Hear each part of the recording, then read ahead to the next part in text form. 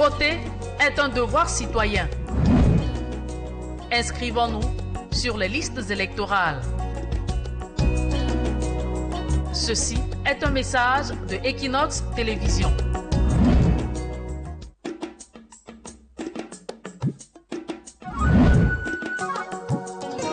Voting is a civic duty.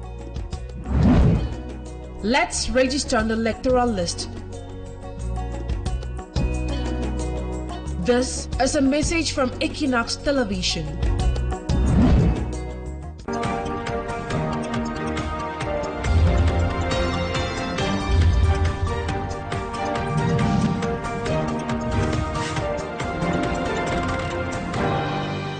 Good afternoon, everyone. Welcome to this midday bilingual newscast on Équinoxe Television. We begin the first part, as usual, in French with Lafleur Signé. Good afternoon, Lafleur. Good afternoon, Innocent Azer. Madame, Monsieur, bon après-midi et bienvenue aux 12h bilingues sur Équinoxe Télévision. En ouverture de ce journal, revenons sur la première audience de l'affaire Saint-Désir à Tango qui s'est tenue hier après-midi au tribunal de Fou. Une session marquée par la mise en place de la collégialité. Par ailleurs, le tribunal a rejeté la demande de mise à liberté d'une des filles du musicien incarcéré aux côtés de son père. Les précisions avec Gizogo. La première audience de l'affaire Saint-Désir à Tango s'est déroulée devant le tribunal de Fou. L'audience prévue initialement dès 7h30 a démarré beaucoup plus tard du fait des soins mis par la présidente du tribunal à constituer une collégialité à la hauteur de cette affaire qui a ébranlé la société camerounaise. Les trois inculpés, dont Saint-Désir à Tango, sa fille de 31 ans incarcérée avec lui, et sa fille Benjamin, qui comparaît libre, étaient tous présents et représentés par des avocats. D'entrée de jeu, les avocats ont soulevé la question du respect des droits de la défense, qui, à leurs yeux, a subi des entorses, notamment lors de la garde à vue des filles de Saint-Désir à Tango. La Benjamin des filles de Saint-Désir à Tango a alors sollicité un délai à la cour pour mieux préparer sa défense, comme a plaidé son avocat, maître Marcelin Tchungi. De son côté, sa sœur a souhaité sa remise en liberté par le tribunal, arguant qu'elle a porté plainte contre son père. Un argument qui n'a pas convaincu le ministère public qui a requis son maintien en détention, avis partagé par la collégialité, laquelle a renvoyé l'affaire au 2 juillet prochain. La fille de Saint-Désir à Tango en détention provisoire, pourtant considérée comme présumée victime dans cette affaire d'inceste. La question persiste au sein de l'opinion publique. Beaucoup s'interrogent sur le fondement juridique d'une telle décision. Nos reporters Jires Yopa et Fabrice Eloumou ont recueilli l'avis de plusieurs professionnels de droit. Voici leur reportage. Voici bientôt une semaine que les filles de l'ex-musicien Saint-Désir à Tango sont en détention provisoire à la prison de Fou, sur ordre du procureur de la République, victimes présumées des actes d'inceste et dont le bourreau est leur géniteur. Cette détention suscite des interrogations. Pour comprendre, nous avons posé la question à maître Franck Billy Kitio, avocat au barreau du Cameroun. Plusieurs cas de figure peuvent se présenter. N'étant pas personnellement impliqué dans ce dossier, l'on peut se dire que M. Saint-Désir à Tango aurait déposé une plainte en retour contre ses filles. Un autre cas de figure pourrait être celui dans lequel, au regard des éléments de preuve contenus dans leur dossier à elles, des irrégularités peuvent avoir été constatées.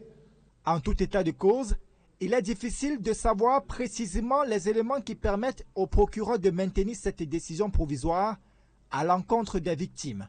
Mais sur le plan de l'analyse du droit, l'avocat, le docteur Limène, donne des explications. Moi, je ne les considère pas 100% comme des victimes. Pourquoi? Parce que si vous regardez la disposition de l'article 360 qui parle d'inceste, il punit celui qui fait avec l'ascendant et descendante, qu'ils ne sont plus des mineurs. Et deuxième chose, il n'est pas prouvé dans tout ce qu'on fait qu'ils étaient séquestrés.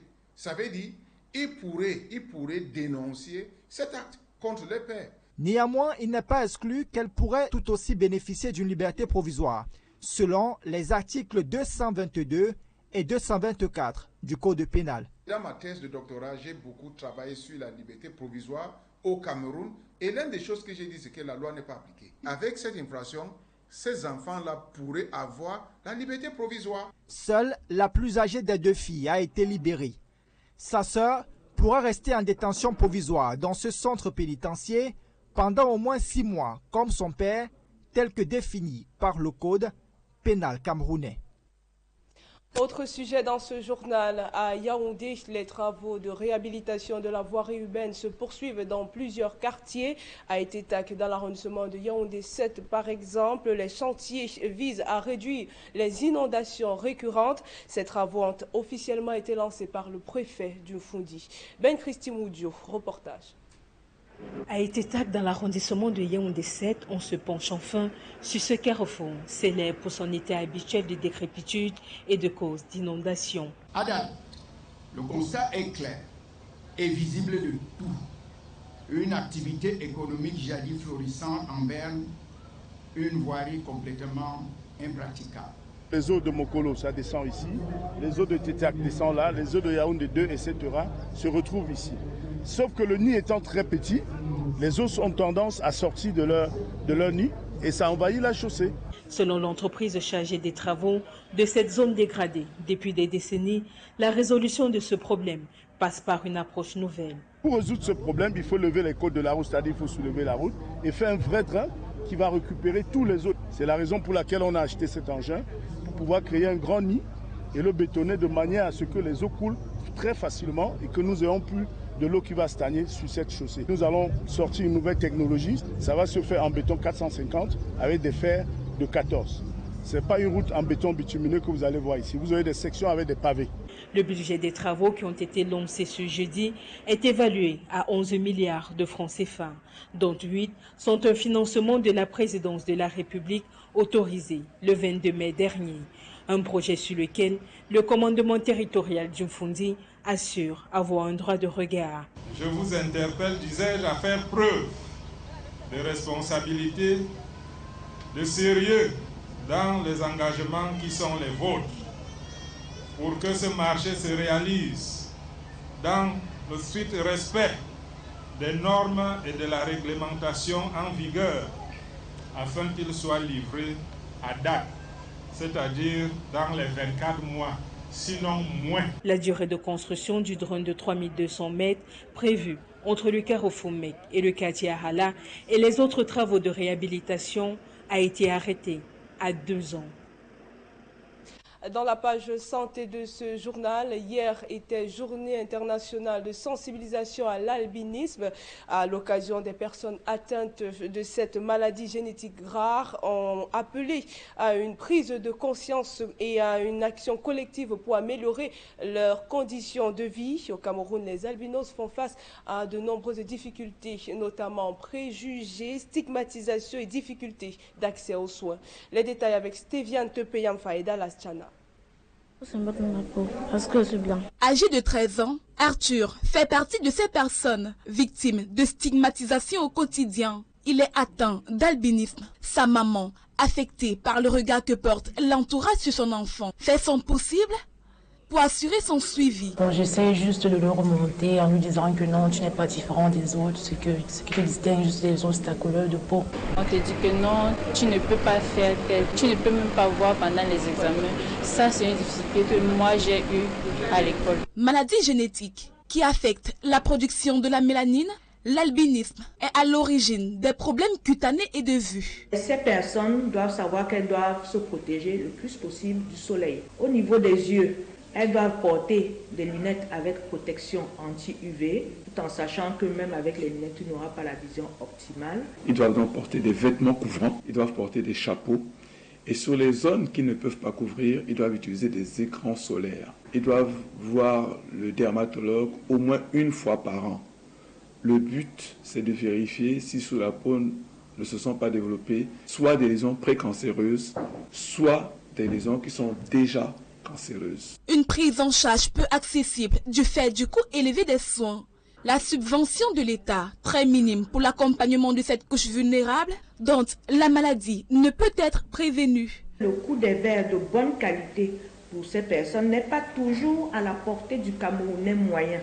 Donc il faudrait qu'il y ait des mesures qui soient mises en place pour que ces personnes puissent tous avoir accès à des verres de bonne qualité. On peut très bien vivre avec des albinos sans que ça ne nous porte malheur, sans qu'on attrape la même maladie. Il ne faut certainement pas stigmatiser les albinos. Ce 13 juin, la journée internationale de sensibilisation à l'albinisme se célèbre sous le thème « Exigeons nos droits, protégeons notre peau, préservons nos vies ». Un peu plus reportage dans ce journal à présent. À l'occasion de ses 25 ans d'existence au Cameroun, le réseau de téléphonie mobile Orange Cameroun lance l'opération Tous gagnants. Jusqu'à 20 millions de francs CFA à partager à sa clientèle, à sa fidèle clientèle à travers le pays. Cette fois, la chance a souri aux habitants de Garoundéré et de Marois. Regardons. Orange Cameroun célèbre ses 25 ans d'existence et c'est vous qui recevez les cadeaux. Un quart de siècle qu'Orange Cameroun connecte, accompagne et innove pour satisfaire des millions de clients à travers le pays. Et pour sceller cet engagement, l'opérateur a lancé une campagne exceptionnelle, Tous gagnants. Une opération de 90 jours pour transformer des vies aux quatre coins du Cameroun. Via le dièse 111 étoile 1 dièse, tu achètes ton forfait d'État, tu es éligible. Et tu as des points de fidélité que tu peux convertir. Tu gagnes soit des smartphones, soit des data. Il y a également le dièse 195 étoile 3, ouais, la manga. Également via l'application Maxi. Ça fait 25 ans que nous sommes là. Orange est là. Orange a toujours été aux côtés de sa clientèle et de ses abonnés. Depuis le 4 avril, les gagnants se succèdent et la joie est au rendez-vous. Cette semaine, les heureux élus viennent de Marois, dans la région de l'extrême nord, et de Ngaoundéré, dans la région de la Damawa. Les nouveaux millionnaires de cette opération ne cachent pas leur surprise et leur bonheur d'avoir été tirés au sort. Je suis très content avec Orange.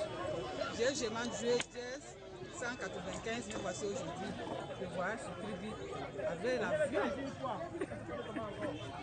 Donc, c'est un remerciement que je donne à Orange. Je suis tellement émue, je ne m'attendais pas, c'est vrai. Je croyais que c'était de la blague ou quoi.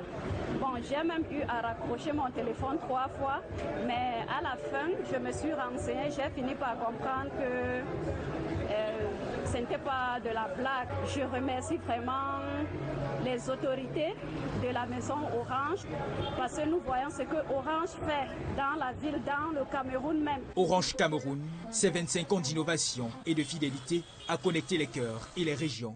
En Ngaoundéré 2, la joie est contagieuse. J'ai eu 100 000 francs, c'est comme si... Non, je n'avais jamais cru qu'un jour je devais gagner un lot peut-être en Orange. Merci à Orange, papa, merci. Pour gagner ce lot d'Orange, j'ai tapé le dièse 193, étoile 3 dièse. Je suis énormément contente, très contente vraiment. Je dis merci à Orange. Orange is the best. Et ce n'est pas fini, car la tournée des gagnants continue avec une pluie de lots à remporter. Pour les gagnants d'aujourd'hui, nous tenons à les féliciter. Et pour les autres, nous les encourageons à souscrire davantage parce que la campagne se poursuit et il y aura encore beaucoup de gagnants. Également, on nous donne l'opportunité à nos gagnants de faire un voyage touristique dans le pays.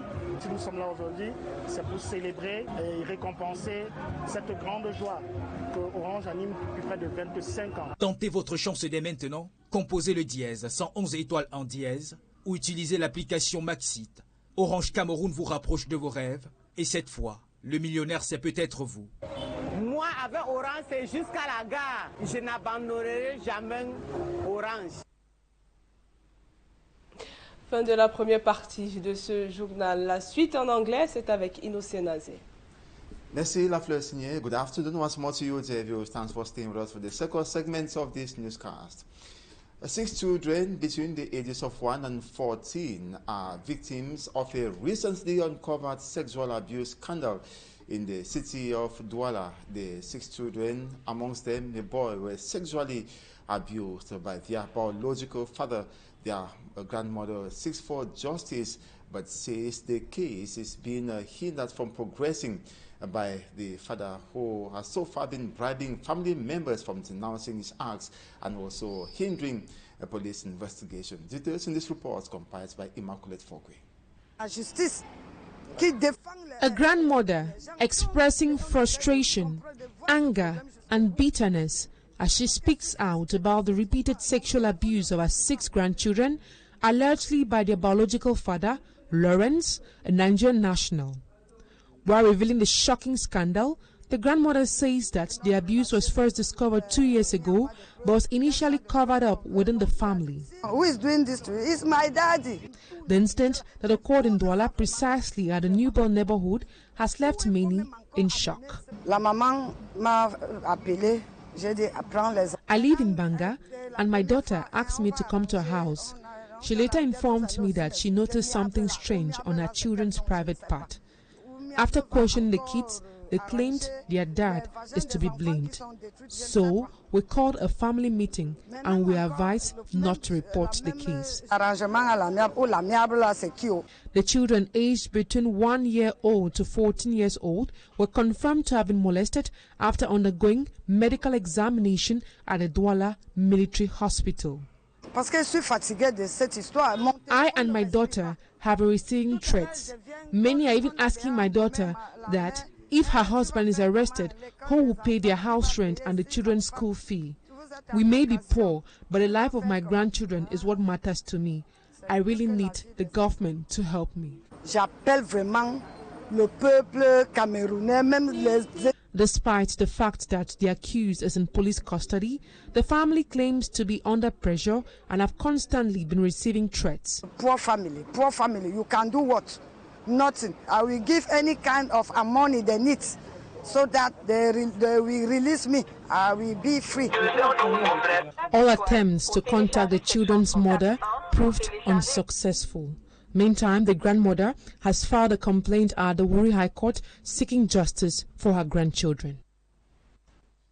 On to something else. The divisional officer of Mbanga subdivision in the Mongo division of the Litowa region has urged the newly installed members of local vigilante committees in quarters A and B to work closely with security forces to stamp out insecurity in their neighborhoods. In Kefor, Christian also used the occasion to call on the inhabitants to keep their neighborhoods clean. Smanjikan Cable reports. Gathered at the residence of the quarter heads are inhabitants of quarter 2A and B of Mbanga in the Mongo division. The security of each is the reason that brought them and the divisional officer together. With petty stealing happening in the neighborhood, the divisional officer came to install the vigilante committee of the 2 neighborhoods. The installation of the vigilante committee members to many came as a sigh of relief. To the new members of the vigilante committee, the chef told them, we all have to work together. The young volunteers who have decided to join the vigilante committee should always be available to help the forces of law and order with information for the neighborhood to keep growing. Apart from the installation of the vigilante committee, the divisional officer of Mbanga used his visit to quarter 2A and B to sensitize the inhabitants of the need to respect the Keep Clean campaign. For some time now, the exercise has been abandoned. We have restarted the cleanup campaign which we had left for several months now. With the visit of the divisional officer, we are going to be active every Keep Banga Clean Day. We are happy to see the divisional officer in our midst. We had some misunderstandings, but after his exchange with us, we are sure that many things will change. The step taken by the divisional officer of Banga to encourage his subjects to clean their localities falls in line with the hope of seeing Banga winning the cleanest subdivision award in the national territory. Many Cameroonians are still embarrassed following the cancellation of the 7th phase of the 2025 Cameroon International Cycling Tour that took place in the city of Douala. It was cancelled in Douala because of bad roads. In the meantime, the city mayor, Roger Mbassa, in reaction, says he was informed less than 24 hours to the race by the Cycling Federation. Reason why the roads were not properly rehabilitated. We have details in this report compiled by Fomi Armstrong Sander. Here is an example of the deplorable state of the urban road network in the city of Douala that caused the invalidation of the 7th lap of the Cameroon International Cycling Tour, a situation that has left national and international cycling enthusiasts in shock, damaging the image of Cameroon. Mais les organisateurs ont arrêté un tracé. Reacting to the incident, the mayor of the city of Douala, #1 official responsible for the road network of the city, says organizers of the race informed him less than 24 hours to the race, and that could not permit him to fix a convenient city itinerary for the 7th lap. Les organisateurs veulent que la ville soit partenaire du tour. Roger Mbassadine says if the organizers want the city of Douala to be part of the race, the city council under his mandate should be informed at least 3 weeks to the D-Day. At least 6 major road construction projects are currently ongoing in the city, among which are that of Pont Bonabasem, Sandaga, Bonangang, Lendi and Lokbesu, with some being rehabilitated. Je suis satisfait. The mayor of the city says that he is satisfied with the pace of work and apologizes to Douala city dwellers for the inconveniences encountered. While deviation stretches are used with enormous inconveniences, circulation in some areas is completely blocked. City officials say that they plan to engage work on drainage patterns to minimize recurrent floods across Douala. It remains curious why city roads should be allowed to degrade for multiple road projects to be launched at a single moment. And also note that some night works were done. That was on the eve of the International Cycling Tour in the city of Douala, with gravels used to fill up some of the craters on the roads. In the meantime, Équinoxe television team took the same circuit used by the cyclists to check out the state of the roads. We discovered that the roads were bumpy, cratered, and gravels used to fill up some of the craters, and making it difficult for the cyclists to effectively run the race. Details in this report. The 7th phase of the 2025 Cameroon International Cycling Tour that took place in the city of Douala Wednesday, June 11, over a distance of 106 kilometers, was cancelled same day following complaints of the bad state of the roads. Cameroonians, particularly Douala city dwellers, qualify it as first-degree embarrassment. Je ne sais même pas pourquoi on peut organiser une pareille course dans une ville comme Douala. Il n'y a pas de route. C'est une honte. C'était vraiment, je ne sais pas quoi qualifier. Donc c'est honteux, c'est malheureux. Following cancellation of the Douala stage, Équinoxe TV and Radio thought and keenly observed the state of the 106-kilometer road covered by the cyclists from Africa and Europe. The different road stretches served as death trap to the visiting cyclists with no mastery of the risky road networks in the economic capital of Cameroon. What we saw with naked eyes and the camera lens were craters along the covered distance, some areas bumpy and rugged like Assault de Fête d'Aqua, the stretch between Hotel Joga Palace and Carrefour Université Saint-Jérôme de Douala. Before Marché de Fleurs is found a speed bump on which the cyclist rode over. From Carrefour Marché de Fleurs to Kamwata, this stretch extremely rough and valley-like. Areas where deep craters were found, some engineers were employed to fill them up with gravel and cement Tuesday night, few hours to the cycling tour. Les faux travaux n'ont pas réussi. Vous pouvez voir ça à l'œil nu. On ne sait pas si vraiment ceux-là même qui ont fait ce travail-là, s'ils sont vraiment des Camerounais. The cyclists rode over the gravels, notably at the St. Peter and Paul Cathedral, Mbapelepe Stadium, Sandaga Market roundabout towards Rond-Point Daido, Boulangerie Meno towards Feu-Rouge Bissengue, where the passage narrowed because of its cratered and rugged state. Feu-Rouge to Total Bessengue was another area where the poor night works were done with the gravels serving as risk to cyclists. Si vous avez le gravier, c'est un truc qui est glissant. Avec le vélo, peut-être un cycliste, peut-être qu'en accélérant, il peut peut-être, surtout sur un gravier, il peut glisser sur un gravier. Et tombe comme ça là. C'est une honte pour le Cameroun. It is disgraceful for a big country like Cameroon to organize a cycling tour and a phase is cancelled because of bad roads. Je n'ai pas encore vu un endroit à Douala qui n'y ait pas de nid de poule. Cancellation of the 7th phase of the Cameroon International Cycling Tour due to bad roads in the city of Douala is thus an alarm for authorities to wake up from slumber and serve Cameroon in good faith. And now on to this advertorial. Orange Cameroon also can urge humanitarian activities through its Orange Foundation has launched a health program to support public health establishments in areas where it operates in the 10 regions of Cameroon. It began by donating medical equipment worth 18 million francs CFA to the Nkwen District Hospital in Babina 3 and to the Naka Integrated Health Center in Bali in the northwest region in order to grant equitable quality healthcare services to the populations, particularly vulnerable persons. Orange Foundation first targets the northwest region where the Anglophone crisis has caused chaos and increased pressure on the health facilities due to mass exodus from hot zones to areas with relative stability. More in this report.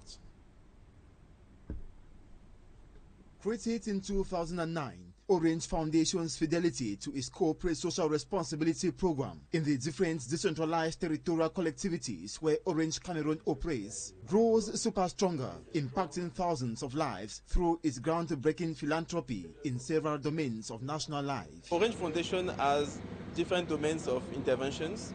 First, it will be in terms of supporting healthcare facilities. It will be in terms of supporting education, supporting digital inclusion, financial inclusion. Health, they say, is wealth, and Orange Foundation is solidifying its solidarity pillars to enable children, women, and vulnerable persons have access to quality healthcare services. Today we are here for our first domain of intervention, which is actually toward healthcare facilities.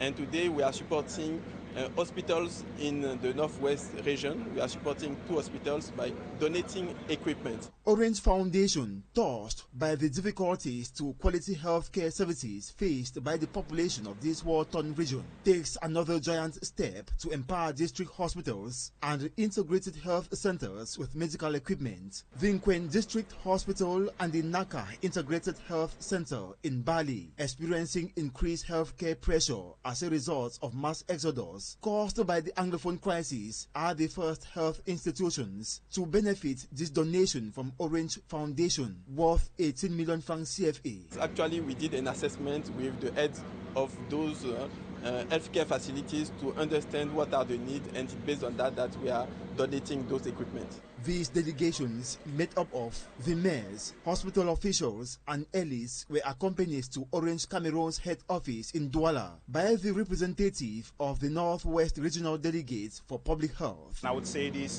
donations of equipment are really timely because they come in at a time when our health facilities are struggling under the effect of the ongoing crisis. He promised to ensure these medical kits from their reliable partner, Orange Foundation, is judiciously and effectively used. We will supervise these health facilities to make sure that they utilize this equipment for the purpose for which it is intended. Mayors of Bamenda 3 and Bali hailed Orange Foundation for this huge, faithful partnership donation to empower and improve the capacity of the Nkwen District Hospital and the Naka Integrated Health Center, Bali. Special thanks to Orange Foundation. This kind of gesture is very laudable and important for the population of Bamenda 3 municipality, given the fact that the population has skyrocketed as a result of the crisis in the northwest region. Naka, that is beneficiary to today's gesture, has suffered a lot in terms of, destruction of property, scaring away workers, and so on. But today's gesture has rekindled hope. Now 16 years old, Orange Foundation has carried out several of such and related philanthropic gestures in other localities in the 10 regions of Cameroon. And that's it for this midday Paligua newscast for Équinoxe television this Saturday. Thanks so much for watching. Do have a splendid day. We'll be back here at 8 p.m. God's willing. Parfait signé. Have a nice day. Have a nice day. On se revoit à 20h. Madame, monsieur, c'est la fin de ce journal. Merci pour votre attention. On se retrouve lorsqu'il sera à 20h.